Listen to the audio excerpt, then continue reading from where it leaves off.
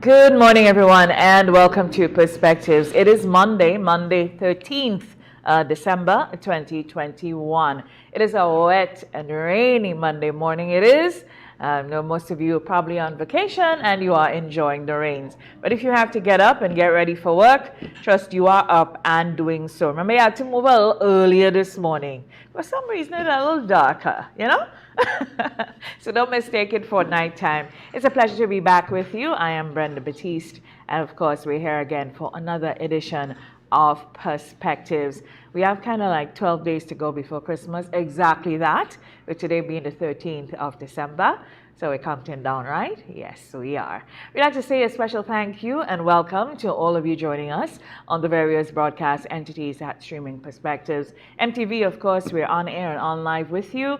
Mikey Live, TNR Communications, Own Perspectives page. Partygrenada, we're on there as well. KG9 and the brothers and sisters in Carriacou on Sister Isle, good morning to you. It's now time for me to say good morning to our expert talk panel. You gentlemen here looking spick and span this morning. I don't know where the fashion show is, but I gotta say good morning to Senator Christopher Allie, who's just looking dashing this morning, and Mr. Byron Campbell. Yes. Morning, you know where the fashion show at Miss Universe was last night? You all were judges or something? Good morning, Brenda. Good morning to our viewers. Good morning. Every now and then you have to do something, I have Switch Senate it up, today, switch it up. so, Oh, Senate today. Yeah, Okay. the budget and have Nice. fun. Okay. Go get him. Go get him. Yes. Go get I him. suppose I have to dress the part. Oh. Yes. You understand the assignment. Yes, I do. So, hence my raising of my standard to my brother Byron. So, I tell you. Associate appropriately. Chris, yeah, I don't envy you this morning though with the Senate, that's heavy. Somehow this morning I feel light, and so I'm going to start with light subjects, Chris. Like it's raining today. Good morning all, yeah. It's raining today, but I can tell you, it's the Christmas season also. Mm-hmm. So I can tell you what, I start drinking sorrel, I start having a little stew peas. Yeah, peas. A little bit, not much. Not enough to share. It's a little bit, like I put aside a little bit. Start drinking sorrel, yeah, but too much rain is not really very good for the peas, Need a little more. Yeah, but there's some. But my wife Gemma was organizing the black cake last night, and there was an electrical fire in the oven. So I almost lost it, but we were able to put the fire out and save the cake, which was most important. The cake was more important than the oven.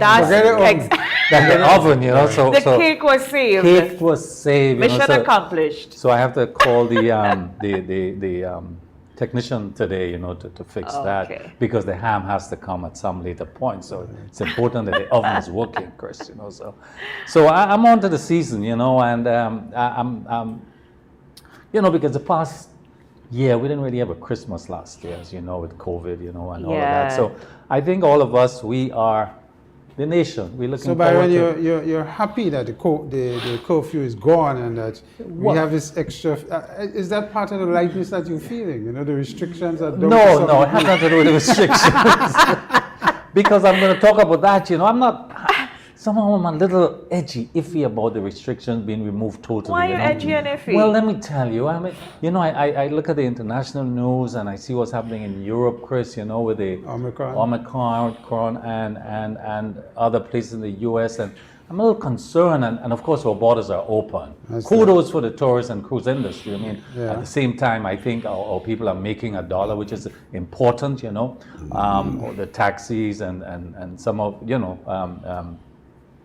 tours and so forth, that's important for the economy, but I'm also concerned, Brenda, I know you want I'm gonna dam this morning. I know you want the dam copy lifted. It's been lifted, but and I am enjoying it. I'm taking full advantage of it. But I want to say to my colleagues, I've taken it. I've taken the booster. I'm entitled, Chris.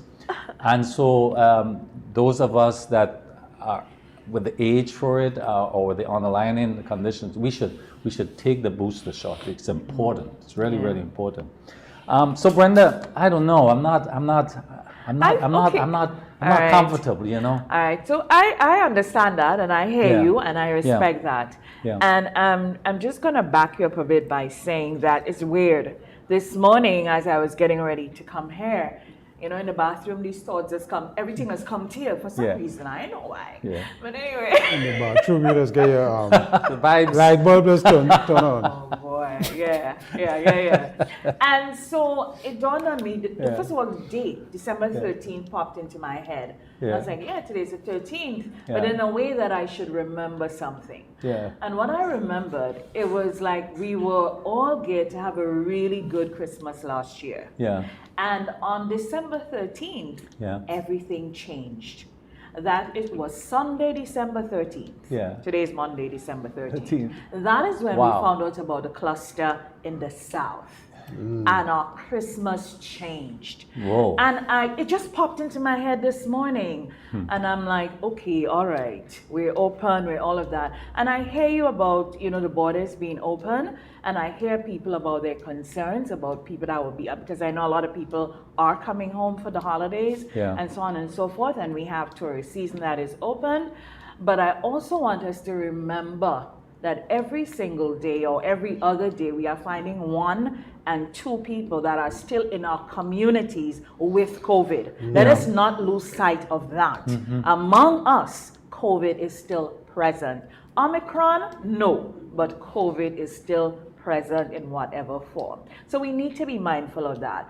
And while I enjoy the freedom of everything, I was thinking after, you know, I had 2 events on the weekend that I went to. I had a really good time. One was a birthday party. Another was at a real nice place that I really like.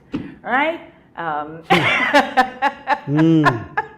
Folks has meet up in a junction. Yeah. So a junction could be anyway. So the junction. The junction. Right. So but I thought to myself, you know something, Brenda? I am not sure that I will be going to any large events for the holidays.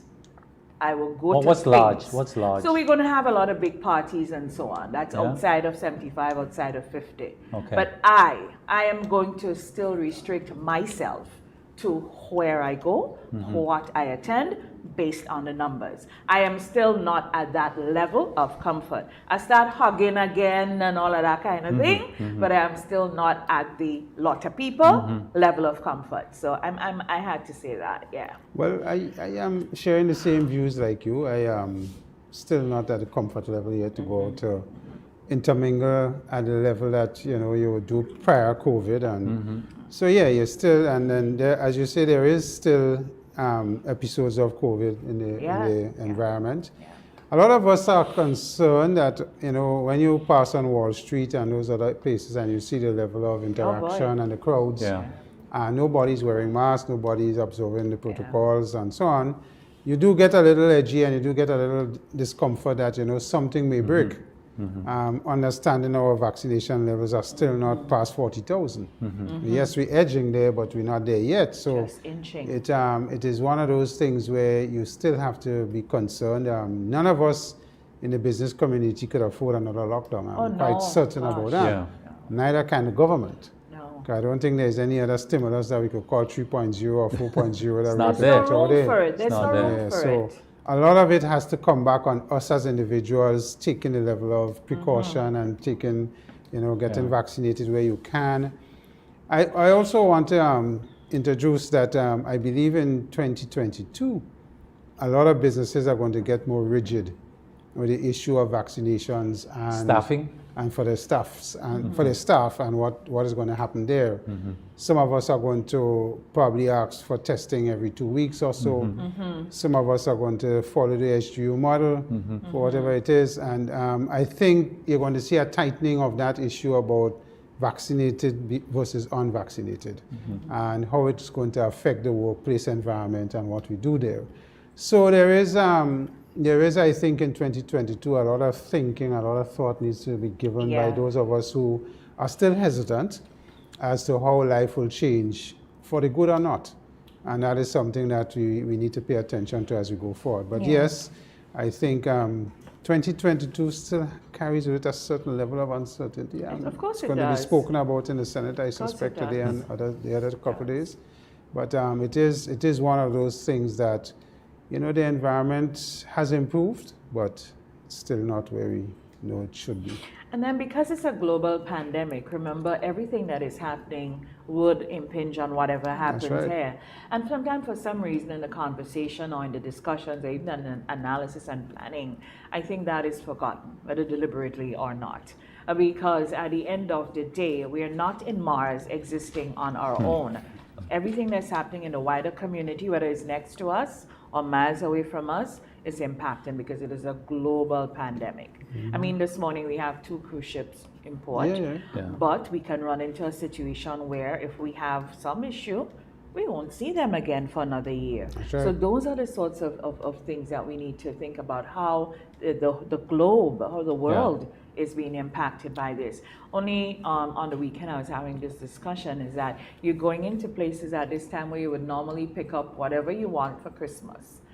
But it is December 13th and already some of our favorite Christmas stores, so to speak, don't have what we need. And when you ask them, well, are you getting? The answer is no, because what has happened with shipping has impacted them. And additionally, a lot of folks have just kept the inventory they've had.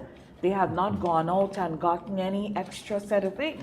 Probably just a restocking of some items. So you're finding now that, it's good that maybe they're running out of stuff or getting an opportunity to get rid of inventory they've had for the last year or so, but you're really not finding anything new, if you will, coming in. Maybe except for 1 or 2, but the ones that you normally go to and just get every bit and bob that you need, you're finding that, no, it's finished. Oh, we don't have it, Are you getting any time soon? No, next year. But, when you think about it, I think, that may be the impact. Senator Allie? Well, I mean, some of us in the business community would like to see the Christmas season be as it's normal, have increased spending. Government is going to pay their 1 month to the frontline people. I think the PS was saying that the 2 weeks to those who they have to determine what was happening with them in terms of the extras they put out, being not on the front line, but being in the back, but was committed to helping and so on. May take a little longer because they still have to determine the terms and so on to pay that. So probably that will come later on in January. So probably we may see a bump in business in January. Some may be delayed business, delayed spend. And that is, but what is important, what I want to talk about, Brenda, is that, as we open back up, interestingly enough, having a conversation with some females, you hear about the nail techs, the people in the business of hairdressing, the people in the business of clothing and so on. They are now getting some action because, people couldn't go out. There's a lot of self-employed persons, eh? Yes, people can go out. We had a young lady here on the program earlier on in the year who is into this beautician work and cosmetology. And you're hearing now that they are getting some work because our women and our men and now feel they could dress and go out and have fun and prepare their nails. There are places to go. So they need that too, it's a good thing from that perspective. It's a really good thing. And psychologically it helps, with relieving the stress. And I think that is a big part of the opening up that we're not paying attention to, the psychoanalysis part and how it's helping. And that's a good thing. I mean, and if that reason alone, Senator Allie, is the only reason the country was open, then kudos. Because when you people watch, like I do it, so you go out and people are just so happy. They're just in this space of constant euphoria, and that is where, because they've been locked down for so long, but that is where you could let your guard down. So it's a real sort of, and there is a little more money. People are getting a hope that there's a little more money. And probably we could talk about the labor issues a little later on, Byron, but I think that helps, and I believe, we just need to be careful as a country and as a people that we don't overdo it. And then in January, we see a spike coming that, something I want to give a pitch for an excellent family activity for Christmas. And it's open air, it's spaced out, the Rotary quarantine Christmas lighting. Yes, absolutely. I think it's an excellent opportunity to bring the family out. The rain needs to stop, though. To bring the family out, it is safe, it is enjoyable, it's beautiful. Always has been. And so some way to go somewhere to go, and I really want to compliment the Rotary for this initiative, and it's worth visiting. It's fantastic. They run it from Wednesdays to Sunday through Sundays. And it's really, really, everybody can go and enjoy.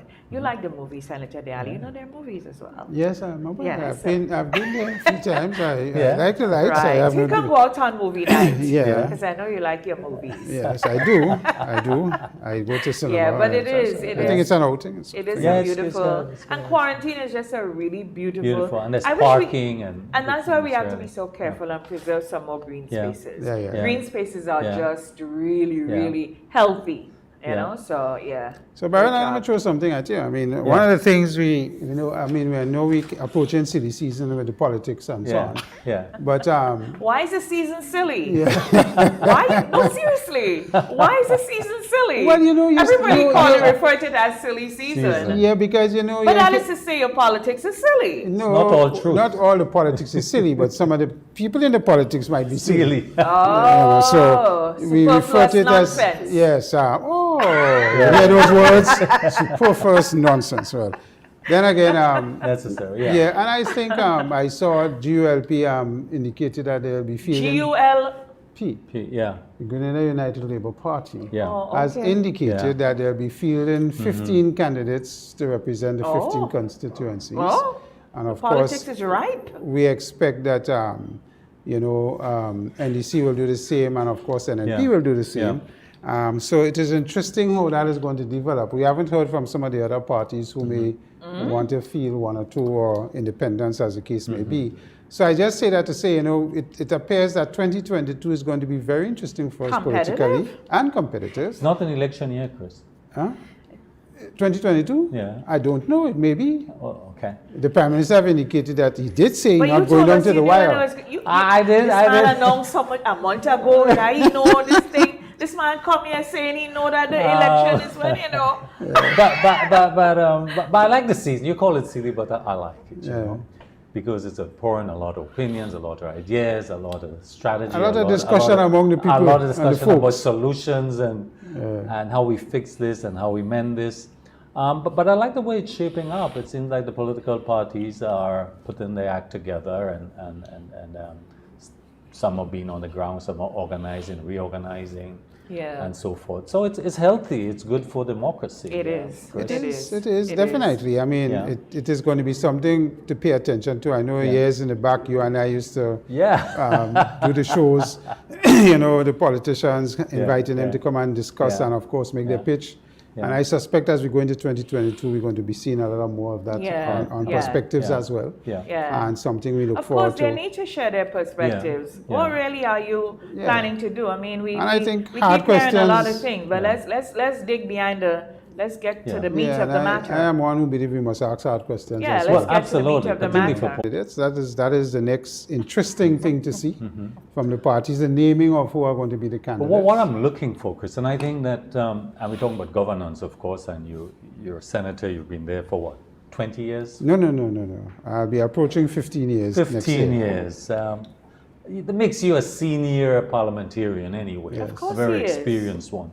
What I'm looking for is balance, Chris. First, in terms of the gender, I like to see a mix in terms of male-female representation at the highest level, and also not so much ageism, but intergenerational there also. That we have a mix good there. Mix in the Senate. Exactly, and that's important. So you I have different perspectives, and so on. So I look forward, and I think we're in a good place, frankly. We are. I think we have set the trend, certainly in the OECS in the last few years. The mix of male, female, and gender, in terms of intergenerational, has been a relatively good one for us. At the highest parliamentary body, which is the Senate. And that is. It's funny how we seem to miss those things when we start beyond the bully pulpit, just saying things, because it's in front of our eyes. Internationally, we are certainly recognized for it. So that when parliamentarians go to sessions with our colleagues in other countries and so on, we always spoken about positively in that context. In terms of women representation in this hemisphere, Grenada is high. Because nothing goes beyond 40%. And Grenada is about 35%. We are certainly in the first five, top five. Yeah. The other point, Chris, I think that, yes, and I respect the wishes of the people, and you have to. And we see in the past 2 elections, we had a 15-0. I think somehow the drafters of our constitution or the parliamentary system, somehow I prefer a more balanced parliament where there is, like in the Senate, you have a real debate, you know. The 15-0 is a people's wish. But my wish is that you have a more balanced parliament. I would like to see a more... So how did you vote in the last referendum, the referendum? I could talk about it. I voted for term. Good. Absolutely. Good. And I voted to move out of the... And you voted that there must be a leader of the opposition and I voted also that we move out, although it wasn't that we move out of the monarchy. You know? Right. We pledge allegiance to Grenada. Absolutely. Yeah. It makes so much sense. You know, So in you Barbados... see, here we are lauding Barbados, but we had an opportunity. That's Yes. We were ahead of Barbados, not to become a republic, but we were not going to pledge no allegiance to Regina anymore. Right? feel We so. said we're going to pledge allegiance to our country. But there was a little I word feel called so- gender in there. I feel so and there were bad. some other man. little things. how can and we fix this? The Chris, whole really? thing No, failed. well, I mean, Byron, you know, we have tried any adjustments to the Constitution twice. Yeah. And failed miserably both times. Yeah. Both times. So I believe it's a situation where political parties have a lot of educating to do. Yeah. Of the average man. And of course, try to remove the politics. That is part of the problem, because some of us see it as a way to politicize what we do in the referendum and not zoom in on the real issues and how it impacts us as a country and as a people going forward. That, I think, is a tragedy when we politicize those things. I mean, look, here we are in Grenada. We did a 2035 plan.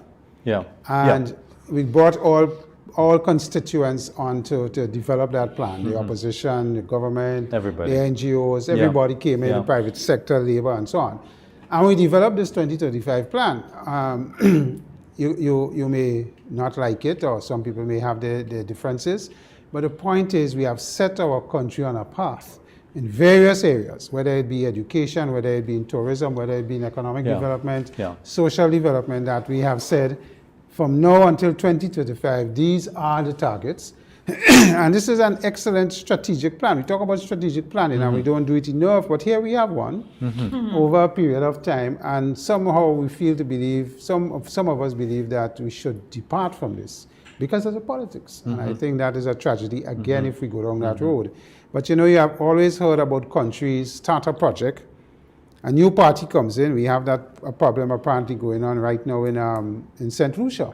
Yeah. Where they just changed government and the new government has come in and shut down everything the last government started. Correct. You know, and the cost to the country is significant. Yeah. And, you know, it delays everything, and we need to get past That's those. one of the things we need to remedy in our system of governance, You know? in this Westminster system, that the people put the government, there's a party that the people put in power to run to be their government, right? And then when they get there, they decide what stays or what goes. Because as we know, government is supposed to be a continuum. But in this democracy and society of Westminster, not just Grenada, that's just old talk, right? Because it doesn't happen.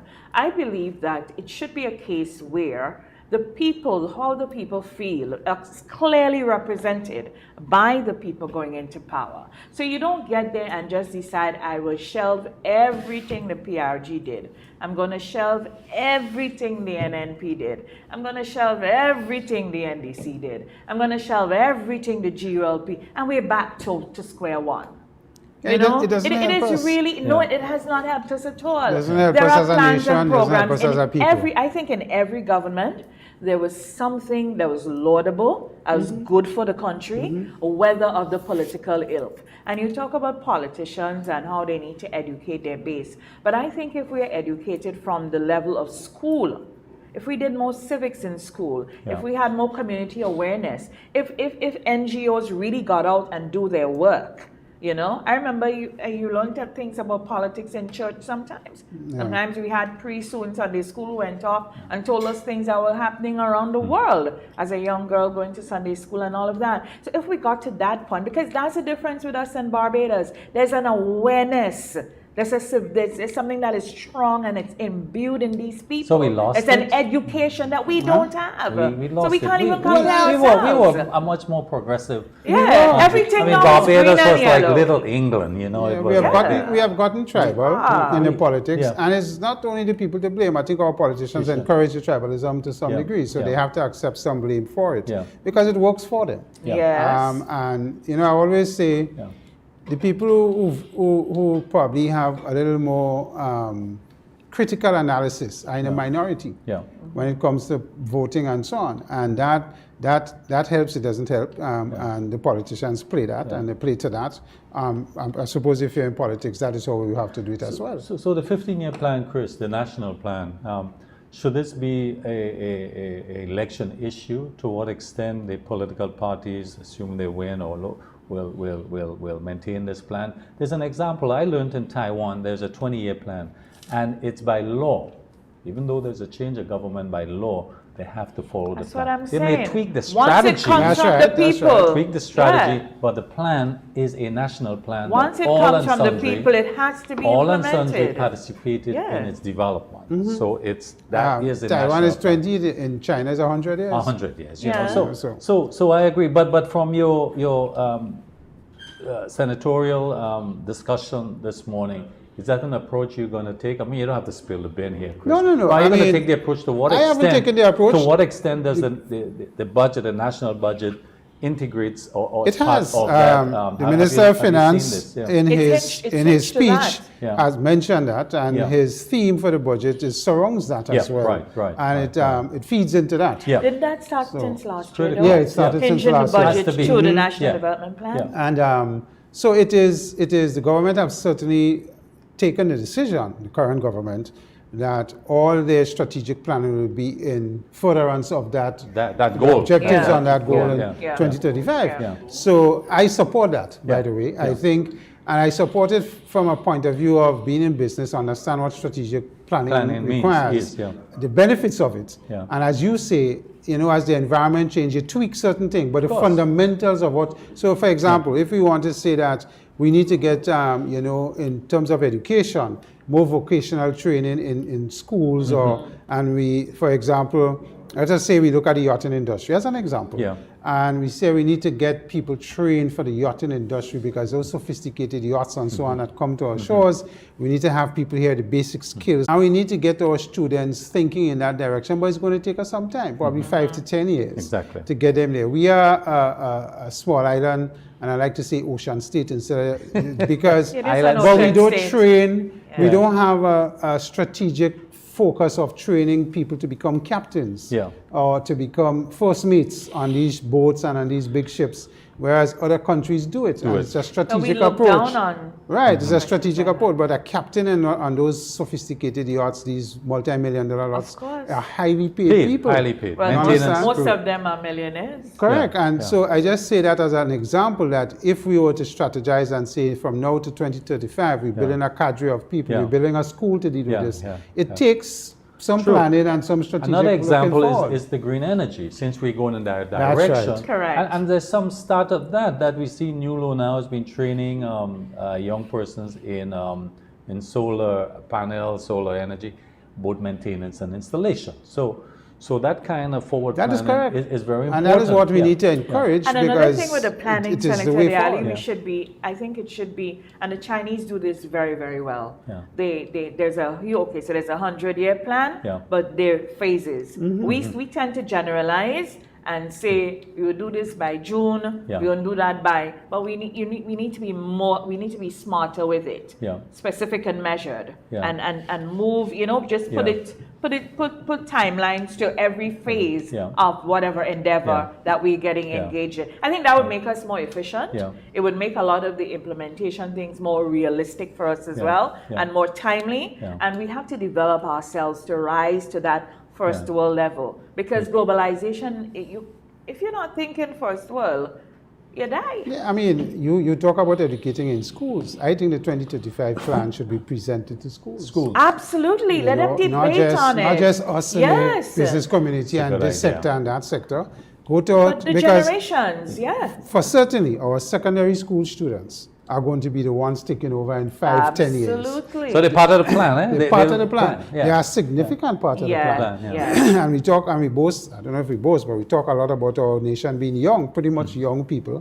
So we need to get them on board and get them saying, yes, we like this. Yes, Because we one of the agree things this. we're not doing well But is we could that tinker it here and there. yes, they're young, but we are making decisions for them, you see? And that may run counter to what they want. Yeah. So we have to ensure that they are part of it in some way, adding to I think whatever we're doing. part of the development of that plan was to review it after a number of years. Yeah. I think every 3 or 5 years is to be reviewed. You don't But- set things like that in stone. That's right. But in my thing, You see, Form that's 5. where we miss things like National Students Council and NYO and and get them more intricately involved in what this plan is about, whether it be education, whether it be, you know, what sectors we're looking at to develop for them to get involved and start thinking about going there, you know, and what needs to be done. And I think that is the way. No, I'm glad you brought up young people, because the first thing that comes to my mind is, you know, sports. And are we going to go back to, are we going to once more have intercall? Yes, we How have are young intercall persons next feeling year. about in the past year? They've been really out of sports, out of culture, Well, I mean, out of look so at the Pan much Am things. Games. We just had the results from the young people who went to Pan Am Games. We spoke about it last week and how well they did. Yeah. And so obviously the young people are feeling good about themselves and what they're doing, and they're performing at that level. And there's so much And they room have- for they further have- development. And they also have great role models Yes, performing that's at the right. highest level. Yeah. That's right. Because in swimming you have young Kimberly and all these youngsters, the Olivers and all these youngsters in swimming, Delron Felix and all of them. Then you have Anderson, you have Kirani, you have Lyndon, Kurt, you know, Melanie. So they have young I think there was global role models. Was it a in young lady sport. that performed in the heptathlon? We don't boast and did enough very about well? our sports. You know, and I think for a small, tiny little rock, what we do in sports is an All this amazing thing. Everybody All else this seems to oh, understand I and mean, accept us. compared to the rest of the huge Everything United else. States, you know, and we Big can still, articles, how did Grenada do it? Yeah. But we here cussing. Yeah, We yeah, can't yeah, see it. yeah. But you know, so those are the things that has been positive for us. Yes, very and positive. have done well for us, and you know, we need to encourage. That's why I said last week, imagine Grenada at this point as in sport.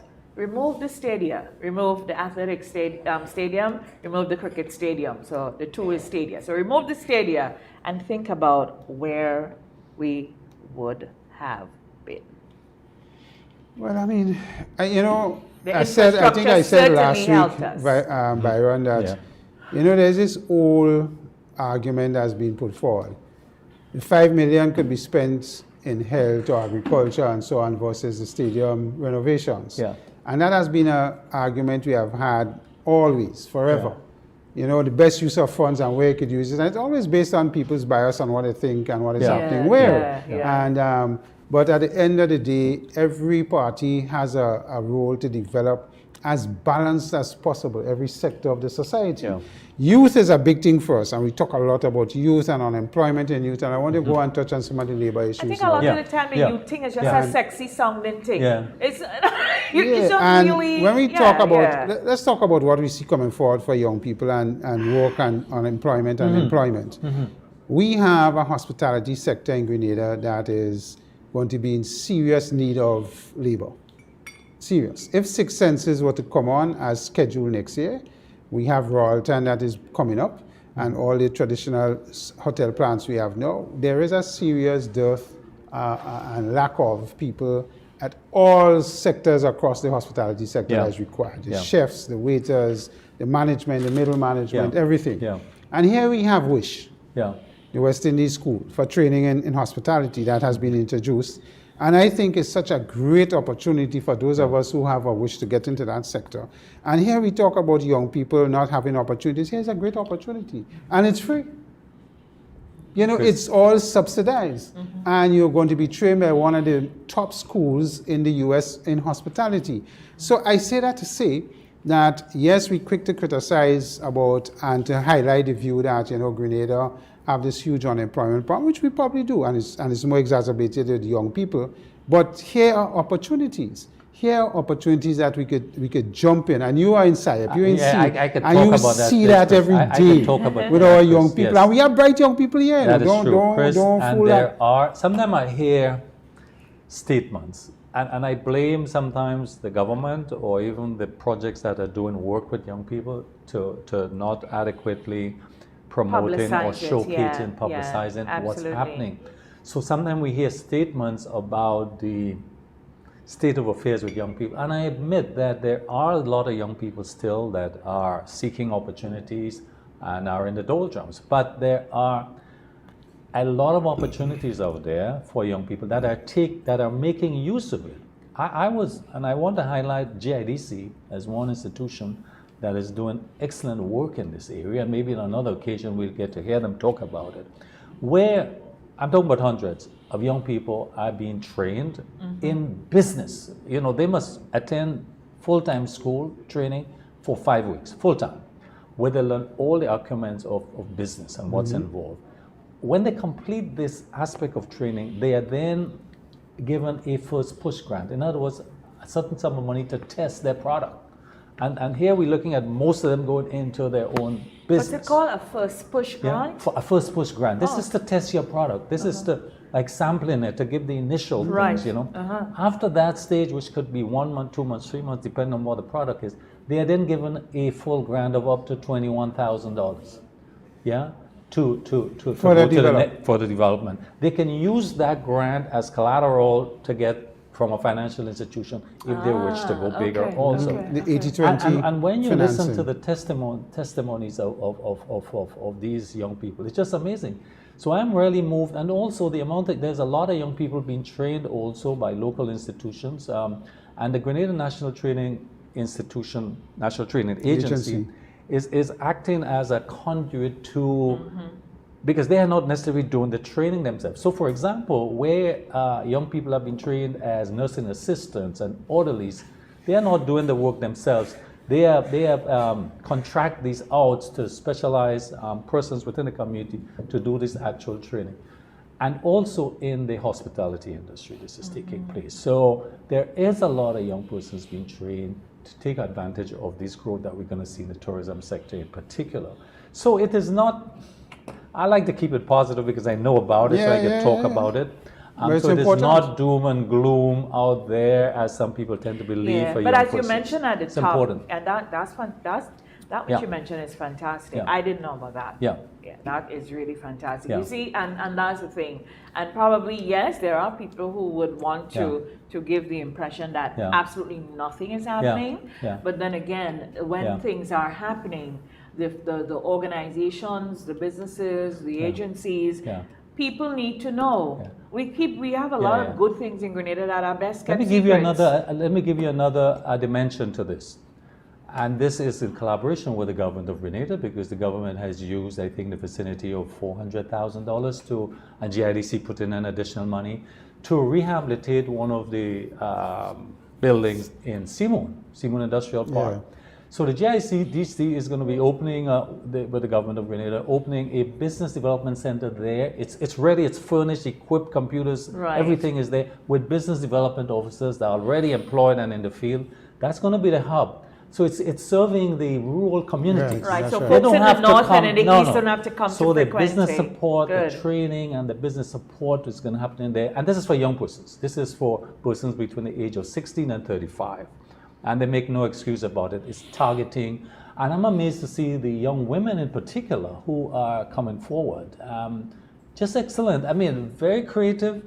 And they're not just business, but they're looking at business that are sustainable. You know, that has the Grenada Tourism Authority. That is an important word. You just talk about sustainability. The Grenada Tourism Authority too, they just launched. There is this big debate now, as the budget was presented, about what is sustainable and what is not sustainable. And you know, the criticism about construction not being sustainable and not enough has been put into areas where we could get sustainable. But here you're talking about an initiative that is looking at young people developing their business model and coming forward and giving them support. And in the rural side of the economy. Some marketing support also is there. Yeah, so I mean, how more positive could that be? Everything. And it's targeting that special group of young people who have that interest.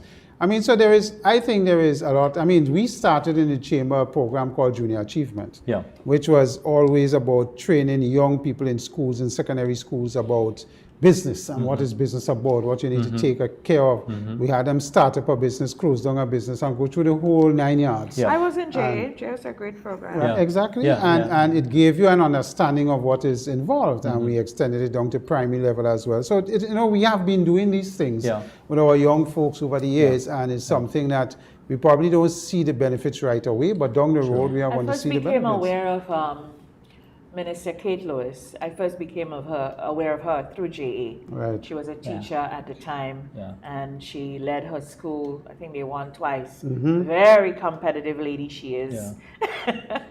And they had some really, really good projects. They started the teas and all of that. JA was a fantastic program, and I am aware that some of the business initiatives developed by the students were hogged away by adults in agencies and in private sector in Grenada. I wanted to mention as well, as we talked about training, that yesterday the Grenada Tourism Authority, they commenced the Young Chefs and Mixology competition. It's part of a training, and I think that's important because I think in Grenada here, and based on reviews, even the other day I was going through TripAdvisor, and I realized that there are a lot of commendations for our mixologists and our chefs. Well, so to continue to do this is really probably great. Take a pat so on the kudos to the shoulder GTA. that we are a sponsor of the program. So. Oh, fantastic. Sissons? Yes. Good looks at last. Wow. Yeah, okay. great. We recognize the benefits to our young people. Well done, and that Senator mixologist thing and well so done, on have well gone done. international. Yes, those young people, they are so talented in that, and how the creative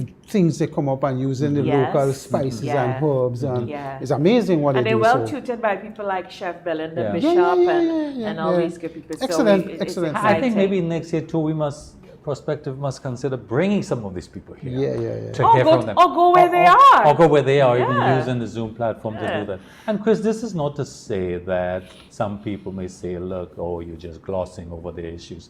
And I agree. We still have, in my view, an acceptable high level of poverty in the OECS and in Grenada, certainly. Certainly.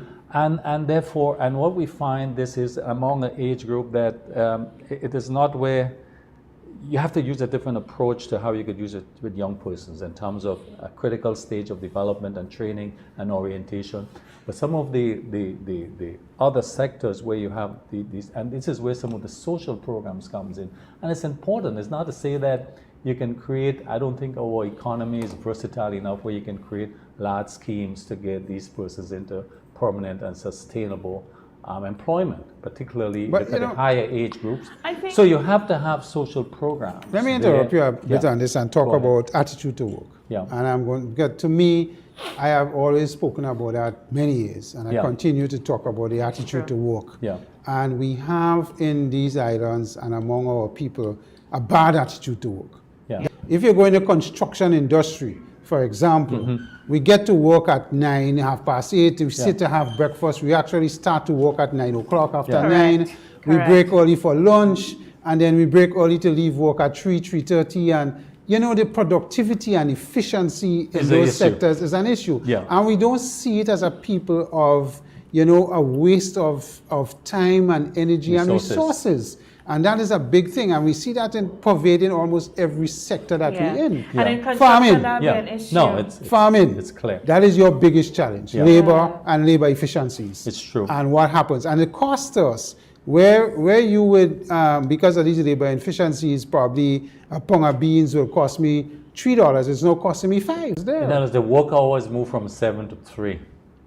If you get 3 hours, you're doing pretty good. Correct. I mean, so productivity, Chris. And when we compare ourselves to countries like the Taiwans and all of these, the biggest difference is the discipline. The level of discipline the workers have in reaching to work on time. Actually, when the Chinese were building the stadium and you watch how they work ethic, you understand and how they do what they do, it was an amazing thing for us. But that is the culture of people in those parts of the world. If there's one thing we need to learn from the Chinese is their work ethic. And that is something Cubans we try not to talk about. Cubans as well, We gloss that on there, but that is a major thing for us. And we need to, and when you have a business that's doing well, and you go to the root cause, you see that the workers are happy in that business. It's a different culture. The environment and the culture in that business facilitates people coming and reaching on time, want to be there, want to work, and want to do what they want to do. The personality of a business determines what happens at that business. Correct. So this attitude keeps us poor. Yes, it keeps us poor. Because we are not generating wealth. Correct. Yes. That's That's a part of it. Because I understand the point you're making. We in our life, Exactly, we in our life So is it a beach keeps us- state of mind all keeps day. us You in know what is poverty. even worse with that? When we travel and we go to the countries like in Europe and the US and so We on, step up. we change the work ethic, Step you know, up. Two jobs, because the environment forces us to change the But listen work to that, ethic. we go there. There is something to be said about that. Because for all we say about how we culturalize and so on, we go to these places. Not only do we adapt to what happens there, we do better than the people who are there. So what does that say about us, really? That's right. You And know? we have the ability to do Yeah, better. Yes, we do. correct. But again, And as you talked about glossing over, Mr. Campbell, I didn't want to lose this point. So we say that a lot, and I see a lot of people on social media saying things like that because they put issues out there. Some of it, they don't have the information on it, but sometimes they put things out to spark conversation and so on. Some people put them out to learn more, others put them out to gaslight.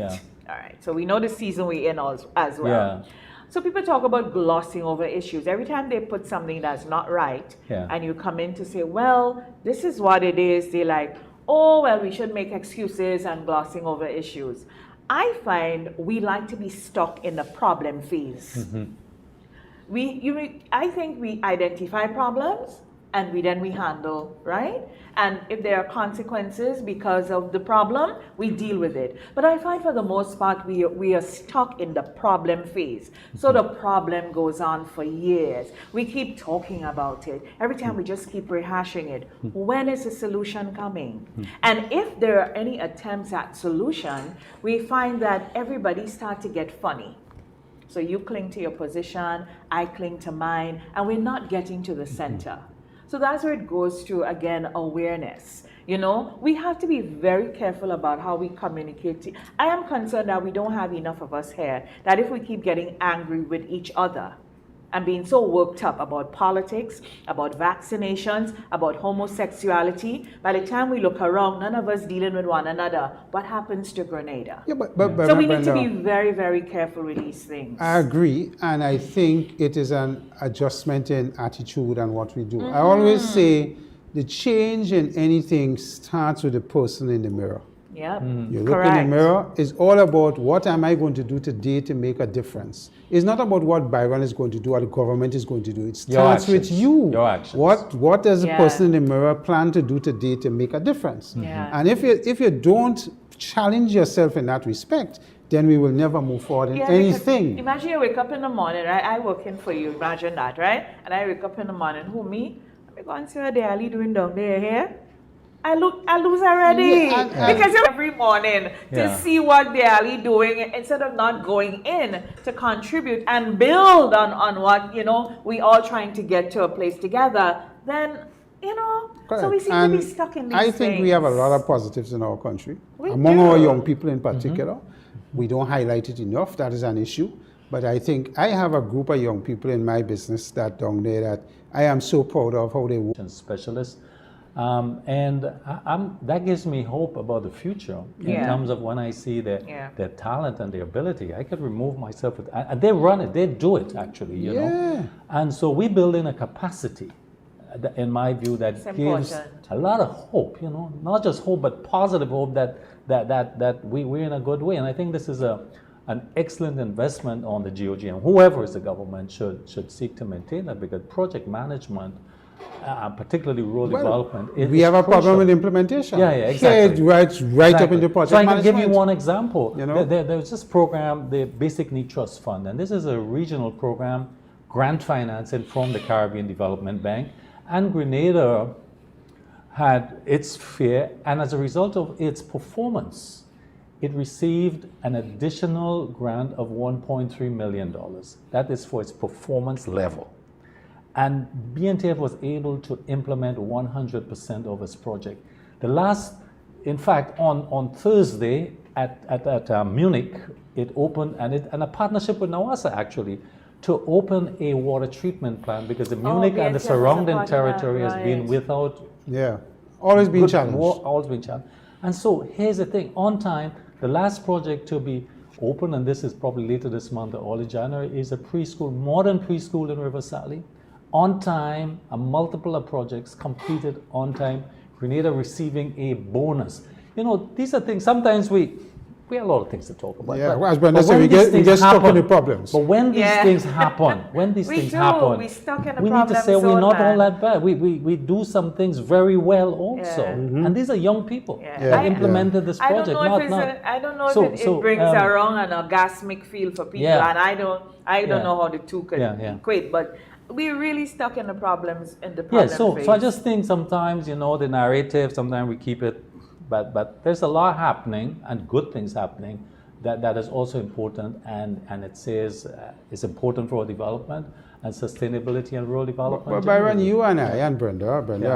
I ain't sure she's close to us, but Yeah. you and I certainly have a responsibility to train and develop and cajole the young people that's coming Yeah, to take yeah, over, yeah. so that you and I could go on Grandand's Beach or in Grand Mall and sit down and have a drink and I watch still the do sunset. that, Chris. I Yes, mean, I'm I not know planning that. to do that in the future. I'm doing that now, Chris. But with ease and comfort, Yeah, absolutely. and not social degradation, Yes. as we see in some islands around us. Yes, you know, yes, I heard a friend from Trinidad recently say, you know, she exists in Trinidad, but she could live in Grenada. Yeah. And that's a big thing. You understand? Because It it is. speaks to the quality of life we still have and what we look as norm and No, we take for I granted. am a young people You advocate. know, and I'm Yeah, relatively I yeah. young believe myself that still. we just need to keep pushing that Yeah. It's and true. developing Yeah. that. And I am just like you, but I'm not about the negatives. I like to see my glass half full. I look at it So half we have full. issues that we have to deal with, Correct. and we are far from there. But what you look at is the trend and what's happening. So if I pull out something, for example, like agriculture, for example, one of the issues we have, and I heard people talk about it, that we have an aging farmer population, that the average age is over 55, and so we need to fix it. How do we attract more young people into the sector? Technology, whatever. But listen to a strategy of the government. They're saying, like, we need to go deeper than that. We're going to invest in the 4-H movement.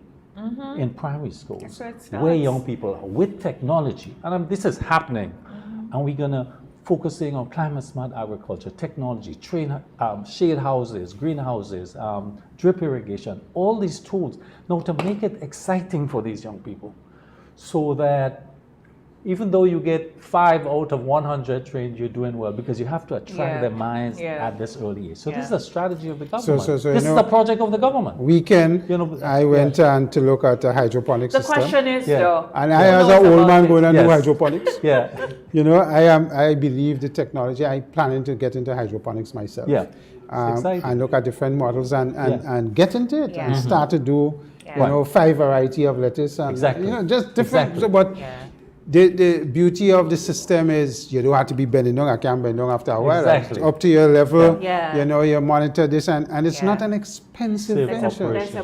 There's a And that is what you're talking Yeah, about. yes. There's a young farmer that was highlighted in Petit Martinique, a young lady. Yes, I know she's about into that. hydroponics, and it's really fantastic what Yes, she's doing, and how they're Yeah, putting everything yeah. together. And as you say, Yeah. it's you have to be consistent, Yeah. in terms of what you do and pay attention to what's going on in the farm and the water and all of Yeah. that. But it's not that hard grinding, back bending Yeah. farmers To get farming get as we know production. it. And then you have more Yeah. control on Yeah. the variables. We're and working what on a happens. model. More Chris? control. It's climate smart as Yeah. well. That's right. Yeah, and all of that. So I think more that kind of thing should be mushrooming, if you will. We seem to be mushrooming the wrong things. Yeah. We are working on a model as a demonstration so that the public or interested persons, young, whoever, can visit and experiment and see and learn, because we think it's an important part of technology in going forward. Oh yeah. And I think if nothing must be said, nothing else must be said about, and I touch this young people and this labor issues because I think we overplay some of the Yeah. things in it and Yeah. don't talk about the opportunities. Yeah. We need to, Yeah. and there will always be the Imani program have always come up for a lot of blows. Yeah. And what it does, I think the principle of the Imani was well thought out to provide hope for young people who seem to be Yeah. in a place where it's not the best place.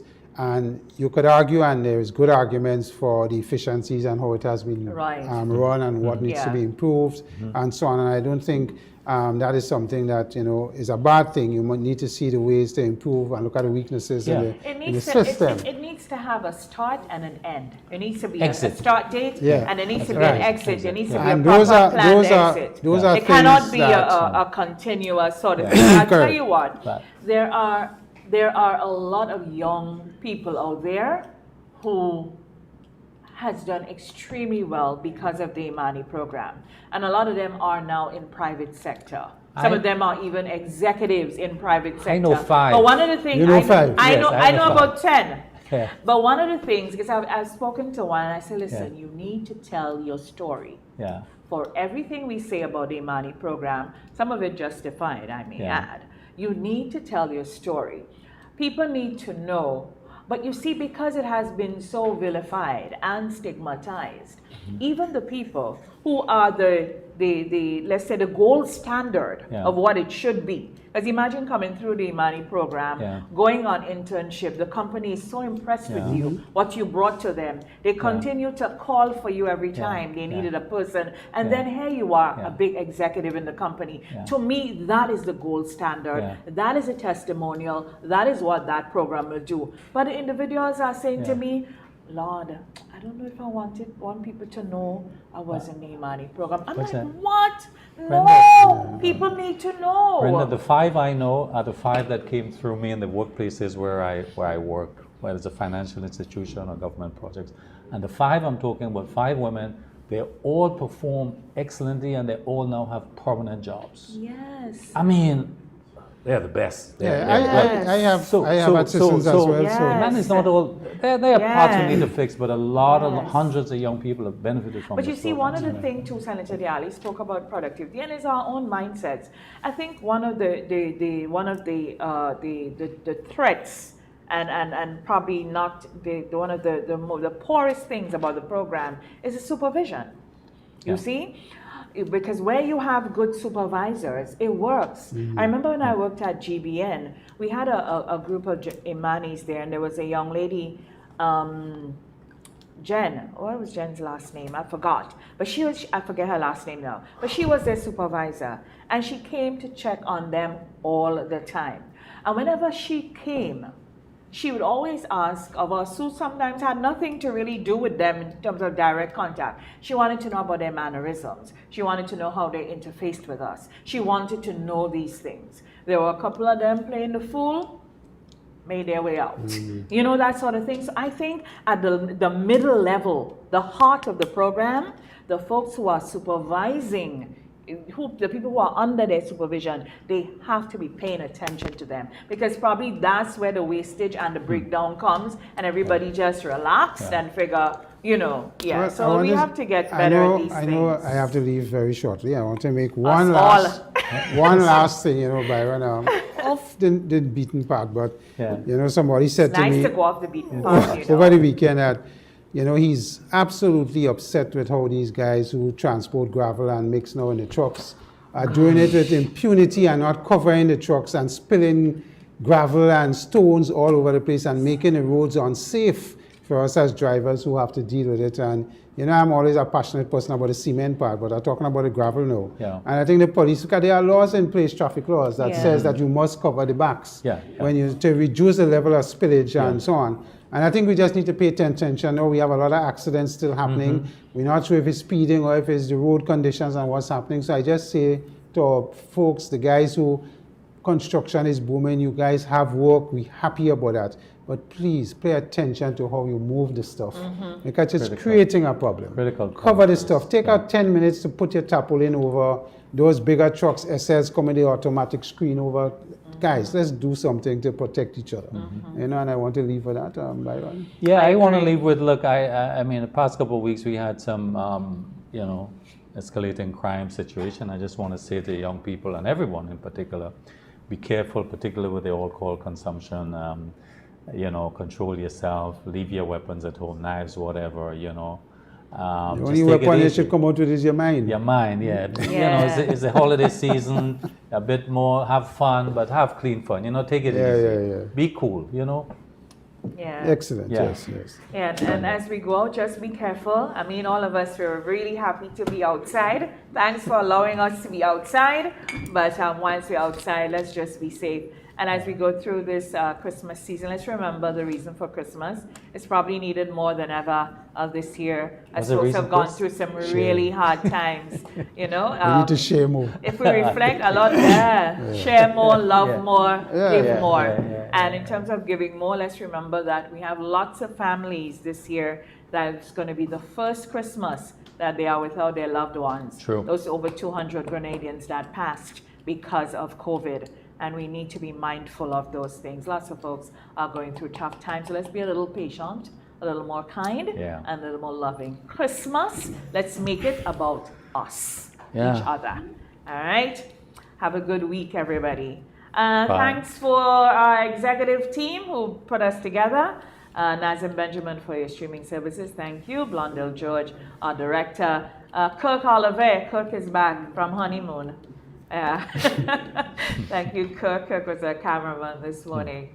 And our executive producer, Richie Oliver. Our expert talk panel of Mr. Byron Campbell and Senator Allie. He's off to the Senate to represent us all this morning. All right? I'll be watching, but I can't. Me too. All right? Good luck. Take it. I call to little Natty and Tonda. Take it to them. That's our program, everyone. Until next time, I'm Brenda Baptiste. Bye-bye. Bye-bye.